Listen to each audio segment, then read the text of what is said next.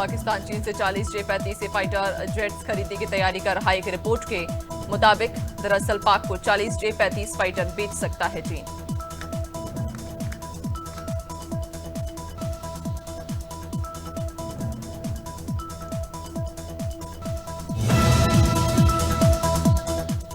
Israel ने पहली बार स्वीकार किया कि हमास के पूर्व चीफ हनियेह की हत्या उसी ने की थी।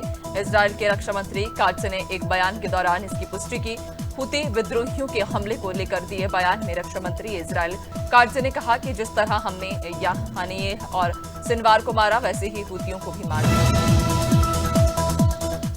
डोनाल्ड ट्रंप के राष्ट्रपति चुनाव जीतने के बाद से विपक्षी नेता आरोप लगा रखे कि सरकार में राष्ट्रपति की असल ताकत एलॉन मस्क के पास होगी। ट्रंप ने इस तरह की सभी अटकलों को खारिज कर दिया। ट्रंप का कहना है कि एलॉन मस्क कभी अमेरिका के राष्ट्रपति नहीं बन सकते।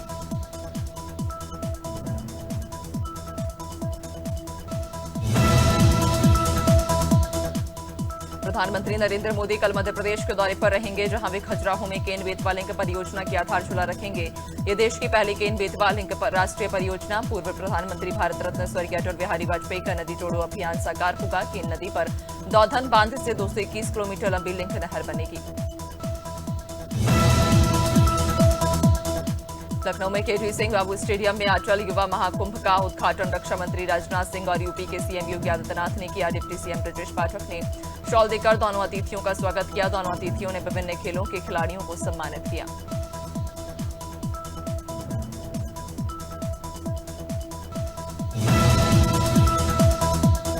लखनऊ में सीएम योगी आदित्यनाथ ने जापान के यामानाशी प्रांत के गवर्नर कोटारो नागासाकी के साथ आए प्रतिनिधिमंडल के साथ बैठक में जापानी भाषा में भाषण दिया। इस दौरान उत्तर प्रदेश पर्यटन विभाग ने यामानाशी प्रांत के साथ टूरिज्म को बढ़ावा देने के लिए एक सहमति पत्र पर MOU पर हस्ताक्षर भी किए।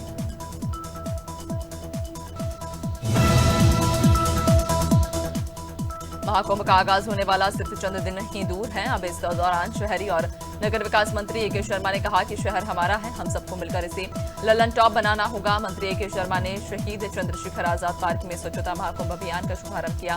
मंत्री शर्मा ने कहा कि प्रयागराज स्वच्छता के साथ दिव्य और भव्य बन रहा। ग्वालियर में बीजेपी की पूर्व मंत्री इमरती देवी ने एक बार फिर कमलनाथ पर तीखा हमला बोला। इमरती देवी ने कहा कि तत्कालीन कमलनाथ सरकार में इस कदर भ्रष्टाचार और घोटाले हो रहे थे कि मुझे कांग्रेस पार्टी छोड़नी पड़ी और बीजेपी में शामिल होना पड़ा।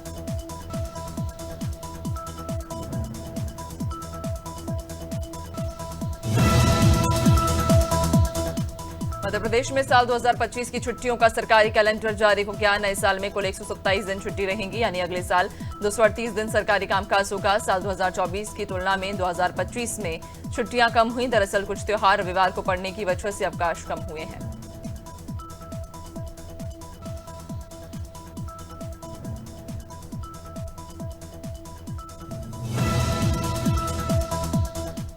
इंदौर की कान्हा नदी का गंदा पानी दिसंबर 2027 के बाद शिप्रा नदी को प्रदूषित नहीं कर पाएगा। न ही हर पर्व स्नान के लिए नर्मदा से करोड़ों रुपए का पानी खरीदना होगा। इसी दावे के साथ कान्हा डायवर्जन की नई योजना पर काम शुरू कर दिया गया है। नाम क्लोज डक्ट, इसमें 919.84 करोड़ रुपए की लागत से नई डायवर्जन लाइन बनाई जा रही है।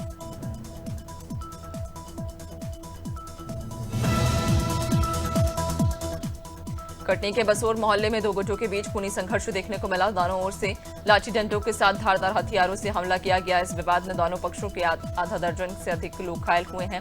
इस खूनी संघर्ष में एक युवक की भी मौत हो गई है। इधर मौके पर पहुंची NKJ पुलिस हालात को काबू करने में जुट गई। मथुरा के गोवर्धन थाना क्षेत्र में दलित युवती की गला घोंटकर हत्या कर दी गई। युवती का शव गेहूं के खेत में मिला। घटना की सूचना मिलते ही पुलिस मौके पर पहुंची और शव को कब्जे में लिया और पोस्टमार्टम के लिए भेजकर मामले की जांच शुरू कर दी। शव पर गहरी चोटों के निशान मिलने से बलात्कार के बाद हत्या की आशंका जताई जा रही।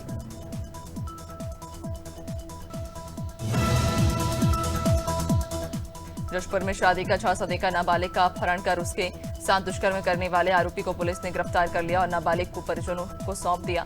बता दें कि मामला सिटी कोतवाली थाना क्षेत्र का है। ASP अनिल सोनी ने बताया कि 7 सितंबर को पीड़िता के पिता ने कोतवाली थाने में शिकायत दर्ज कराई थी।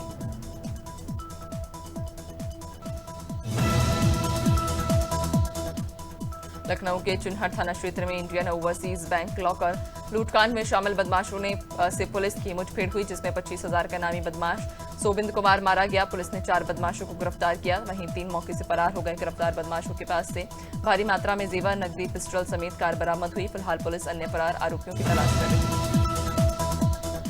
रांची में सियाह गहन मार्ग निर्माण के दौरान गंभीर दुर्घटना घटित हुई। निर्माणाधीन बाकस अचानक गिर जाने से यह हादसा हुआ। कार्य में लापरवाही के चलते मध्य प्रदेश सिविल सेवा 1966 नियम 9 के तहत प्रावधानों के तहत कार्रवाई की गई है। लोक निर्माण के प्रभारी अनुविभागीय अधिकारी एसके जैन और उप यंत्री आरपी सिंह को दोषी पाए जाने के कारण हमीरपुर में सदर कोतवाली क्षेत्र के बस स्टैंड पर 2 पक्षों में किसी बात को लेकर विवाद हो गया। विवाद इस कदर बढ़ गया कि दोनों पक्षों में जमकर लात-घूंसे चली। मौके से स्थानीय पुलिस नदारद मिली। बस स्टैंड पर बड़ी वारदात होने का खतरा बना रहा। पुलिस सहायता केंद्र पर भी पुलिसकर्मी गायब रहे।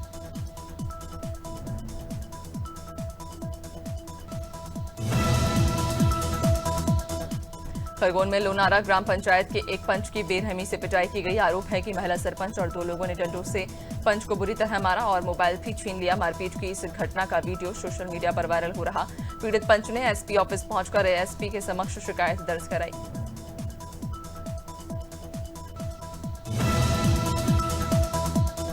ग्वालियर पुलिस ने सुनार को फोन पर जान से मारने की धमकी देकर 5 लाख टेरर टैक्स मांगने वाले 2 बदमाशों को दबोच लिया। पकड़े गए आरोपियों से पुलिस ने 1 देसी कट्टा और 4 जिंदा राउंड भी बरामद किए। पकड़े गए दोनों ही आरोपियों का पुराना आपराधिक रिकॉर्ड। फिलहाल पुलिस पकड़े गए आरोपियों से पूछताछ में जुटी।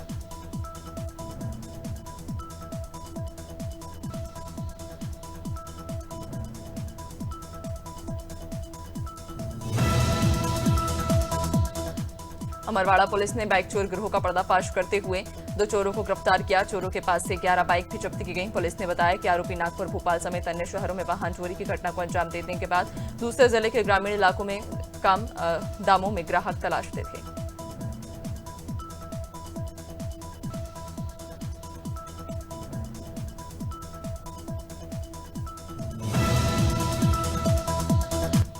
जशपुर पुलिस ने बीती रात फिल्मी स्टाइल में 4 मवेशी तस्करों को गिरफ्तार किया। तस्कर ट्रक में मवेशियों को भरकर झारखंड के कत्लेखाने ले जा रहे थे। पुलिस ने ट्रक के सामने नुकीली ब्रेकर डालकर गाड़ी को रोका। ट्रक का टायर फटने के बावजूद भी मवेशी तस्कर गाड़ी चलाते रहे। इस दौरान ट्रक भीषण आग की चपेट में आ गया। फिर तस्कर जान बचाने के लिए ट्रक से कूदे, जिन्हें पुलिस ने धर दबोचा।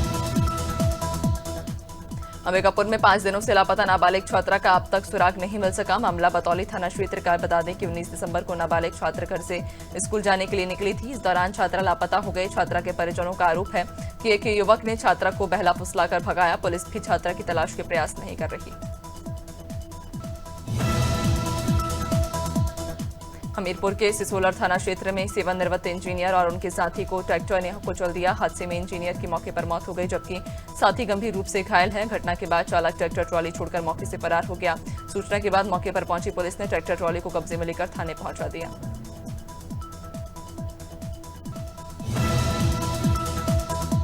बाराबंकी में तेज रफ्तार परिवहन निगम की बस पिकअप वाहन से टकराकर 12 फुट गहरी खंती में पलट गई।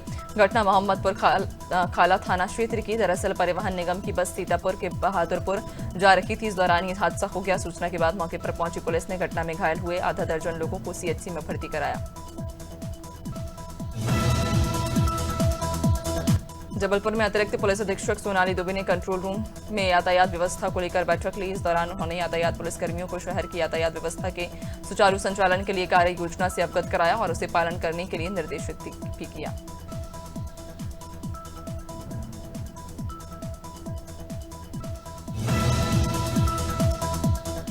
छत्तीसगढ़ के सूरजपुर जिले में गरीबों के हक पर डाका डालने का मामला सामने आया। भैया थान ब्लॉक के सुंदरपुर गांव के कलेक्ट्रेट पहुंचे और राशन नहीं मिलने की शिकायत की। ग्रामीणों ने पराग महिला स्व सहायता समूह पर राशन नहीं देने का आरोप लगाया। वहीं मामले में खाद्य अधिकारी का कहना है कि जांच की जाएगी।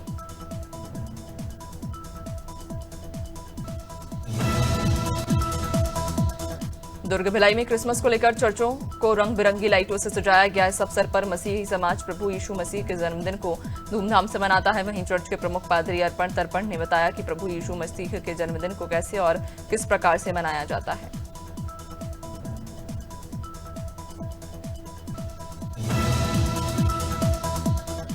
Telecom regulatory authority of India ने जियो, एयरटेल, वीआई और बीएसएनएल पर जुर्माना लगाया। ये जुर्माना स्पैम कॉल और मैसेज पर रोक लगाने में फेल होने की वजह से लगाया गया। एक रिपोर्ट में इस बात की जानकारी दी गई। 4 बड़ी कंपनियों के अलावा कई छोटे टेलीकॉम ऑपरेटर्स पर भी ट्राई ने जुर्माना लगाया है।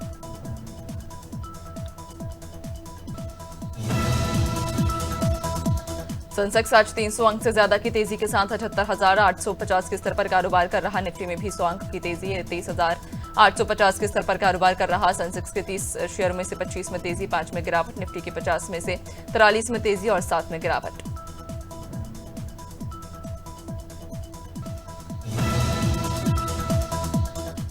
बॉम्बे स्टॉक एक्सचेंज और नेशनल स्टॉक एक्सचेंज 1 फरवरी 2025 को केंद्रीय बजट के कारण खुले रहेंगे। उस दिन वित्त मंत्री निर्मला सीतारमण अपना 8वां केंद्रीय बजट पेश करेंगी। दोनों एक्सचेंज नॉर्मल ट्रेड के लिए हमेशा की तरह सुबह से लेकर दोपहर तक खुले रहेंगे। कमोडिटी डेरिवेटिव्स सेगमेंट भी 1 फरवरी को मॉर्निंग सेशन में कारोबार के लिए खुला रहेगा।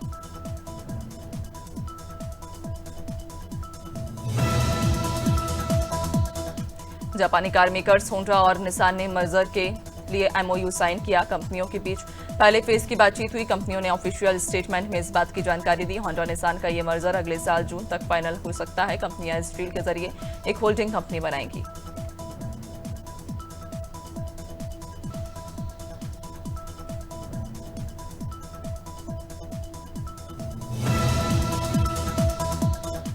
टेलीकॉम कंपनियों को अब अपने यूजर्स के लिए वॉइस एसएमएस पैक का ऑप्शन अलग से देना होगा, क्योंकि कई यूजर्स केवल कॉलिंग के लिए फोन का इस्तेमाल करते हैं, लेकिन उन्हें मौजूदा डेटा पैक के साथ कॉलिंग एसएमएस के लिए रिचार्ज करना होता है, जो काफी महंगा पड़ता है। ऐसे में सरकार इसके लिए नई गाइडलाइन लाने की तैयारी कर रही है।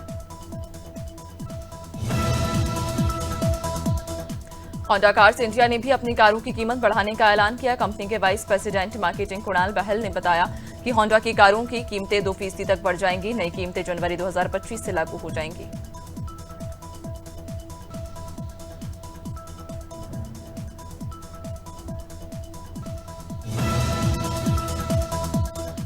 खेल मंत्रालय ने शूटर मनु भाकर को मेजर ध्यानचंद खेल रत्न अवार्ड देने का फैसला किया। मिली जानकारी के अनुसार मंत्रालय एग्जीक्यूटिव पावर से मनु को खेल रत्न देने की तैयारी कर रहा। सूत्रों ने कहा कि अभी नाम तय नहीं हुए हैं और 1 हफ्ते में पुरस्कारों का खुलासा हो सकता है। खेल मंत्री 1 या 2 दिन में इस पर फैसला लेंगे।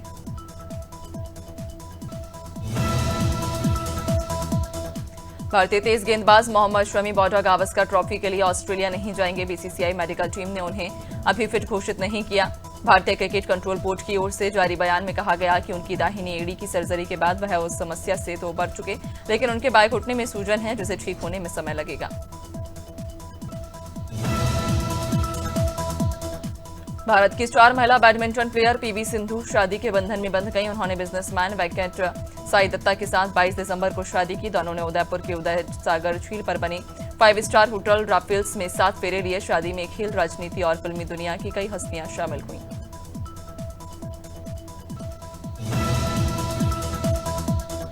पूर्व क्रिकेटर विनोद कांबली की हालत में सुधार हुआ। शनिवार देर रात उनकी तबीयत बिगड़ने पर कांबली को ठाणे के अस्पताल में भर्ती कराया गया। मेडिकल रिपोर्ट से पता चला कि 52 साल के कांबली को ब्रेन क्लॉटिंग हुई है। उनका इलाज कर रहे डॉक्टर विवेक त्रिवेदी ने कहा, कांबली ने शुरू में यूरिन इन्फेक्शन और ऐंठन की शिकायत की थी।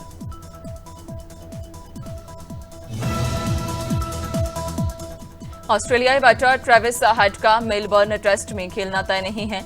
वे क्वाड स्ट्रेन से परेशान। वहीं 19 साल के सैम कोस्ट्राम्स डेब्यू के लिए तैयार। ऑस्ट्रेलियाई टीम के कोच एंड्रयू ने बताया कि हेड को गाबा टेस्ट के दौरान जांघ की मांसपेशियों में खिंचाव महसूस हुआ। उन्होंने बताया कि कोस्टांग बॉक्सिंग डे टेस्ट से डेब्यू। इंग्लैंड के ऑलराउंडर बेन स्टोक्स 3 महीने के लिए क्रिकेट से दूर हो गए। इसकी पुष्टि इंग्लैंड और वेल्स क्रिकेट बोर्ड ने भी की। न्यूजीलैंड के खिलाफ हैमिल्टन में खेले गए तीसरे और आखिरी टेस्ट में उनके बाएं पैर की हैमस्ट्रिंग्स मसल्स की चोट फिर से उभर आई है। वह अगले साल जनवरी में सर्जरी कराएंगे।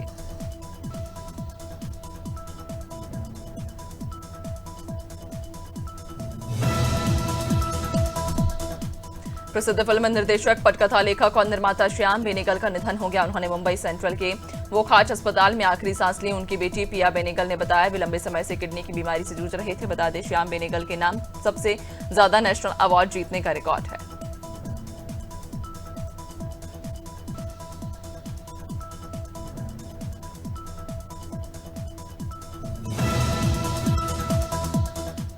बॉलीवुड के किंग खान अपनी फिल्म किंग को लेकर लगातार चर्चा में बने हुए। पठान, जवान और डंकी के बाद शाहरुख खान के फैंस को उनकी अगली फिल्म किंग का बेसब्री से इंतजार। सूत्रों से मिली जानकारी के मुताबिक इस फिल्म को सिद्धार्थ आनंद डायरेक्ट करेंगे। फिल्म की शूटिंग मार्च 2025 से शुरू होगी।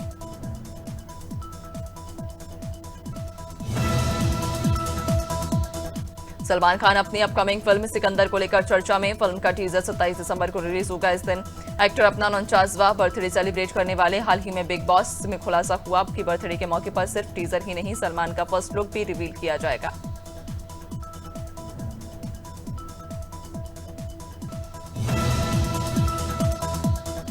मशहूर कोरियोग्राफर मुदस्सर खान और उनकी पत्नी रिया किशन चंदानी के घर खुशियों ने दस्तक दे दी है। कोरियोग्राफर के घर नन्हे बच्चे की किलकारी गूंज उठी। उनकी पत्नी ने प्यारी सी बेटी को जन्म दिया। इसकी जानकारी कोरियोग्राफर ने अपने इंस्टाग्राम हैंडल पर दी।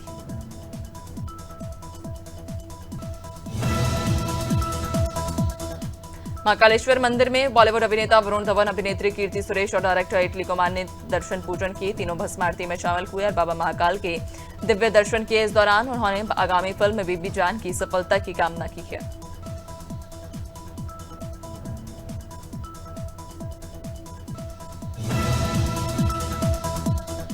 मध्य प्रदेश में अगले 4 दिन तक ओले बारिश और कोहरा रहेगा। वहीं रात में ठंडी हवाओं से ठिठुरन रहेगी। मौसम विभाग ने 27 दिसंबर को सिस्टम सबसे ज्यादा स्ट्रांग रहने का अनुमान जताया। इस दिन भोपाल, ग्वालियर समेत कुल 21 जिलों में ओले बारिश का अलर्ट। वहीं अन्य जिलों में हल्की बारिश, गरज चमक की स्थिति बनी रहेगी।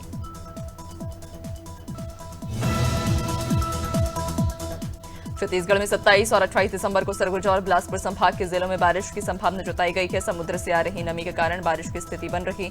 अगले 4 से 5 दिनों तक रात के तापमान में विशेष बदलाव की संभावना नहीं। 28 दिसंबर के बाद तेज ठंड पड़ेगी।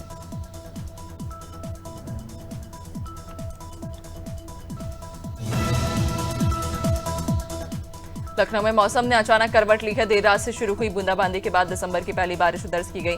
सुबह से आसमान में बादल छाए रहे और हल्की बूंदाबांदी का सिलसिला जारी। तेज और बर्फीली हवाओं ने ठंड में और इजाफा कर दिया। उत्तर भारत में ठंड और बढ़ सकती है।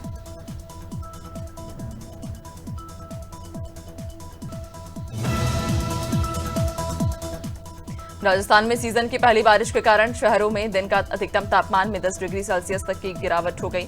दिन में शीतलहर चली, इससे ठिठुरन बढ़ी और मौसम विज्ञान केंद्र ने आज राज्य के 18 जिलों में घना कोहरा छाने का येलो अलर्ट जारी किया। 26 दिसंबर से एक बार फिर बारिश का दौर शुरू होने की संभावना है। इस दिन 9 जिलों में बारिश हो सकती है।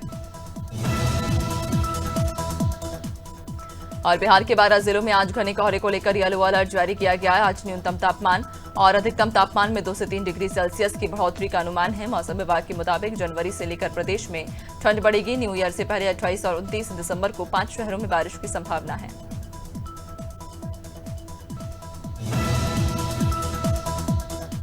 झारखंड में साइक्लोनिक सर्कुलेशन का असर अगले 5 दिन तक देखने को मिलेगा। इस दौरान आकाश में बादल छाए रहेंगे। मौसम पूर्वानुमान के मुताबिक सोमवार को राज्य के कुछ जिलों में हल्की बारिश हुई है। गुमला जिला में करीब 3 मिमी के आसपास बारिश हुई। इतना ही नहीं, आसपास के जिलों में भी छुटपुट बारिश हुई है।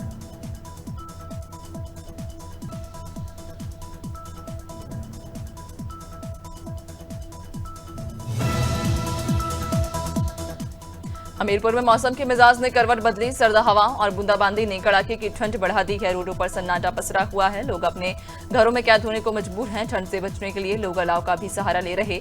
हमीरपुर जनपद के कई हिस्सों में तेज सर्द हवाओं के साथ लगातार बूंदाबांदी जारी है।